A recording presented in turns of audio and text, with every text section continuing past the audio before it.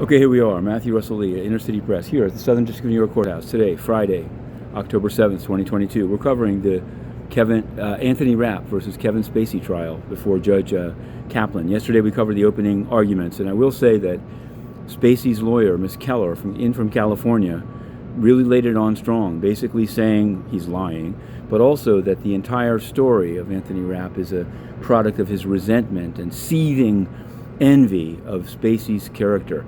Now, it left me wondering, and I've written a piece that you can find on Inner City Press and Patreon, if this kind of inquiry into the motives of Rapp in the years since the incident is entirely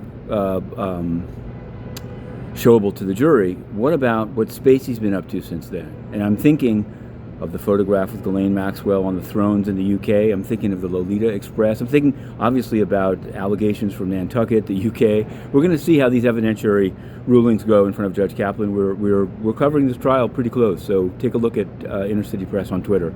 Now, we're also covering the U.S. versus Barrack trial in the EDNY in Brooklyn. That's the man, Tom Barrack, billionaire charged with being an agent of the UAE.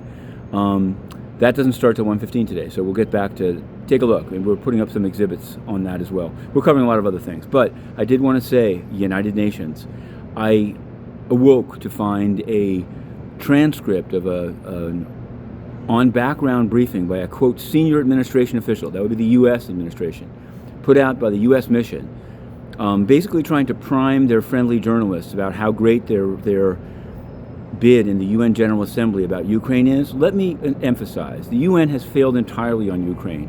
And it's not just, then you could say, well, it's the Security Council and the veto. No. Antonio Guterres, who this senior administration official, unnamed, quotes, as his lead quote, said that Russia would never invade Ukraine, then told his staff, this cannot be denied, it's in writing, told his staff not to call it a war or an invasion, and has since then been covering up, as he did with the Uyghur genocide in Xinjiang. So it's a very strange approach of the U.S. mission. It's one they should be making sure that U.S. media can cover it, since they won't tell the truth. To be continued.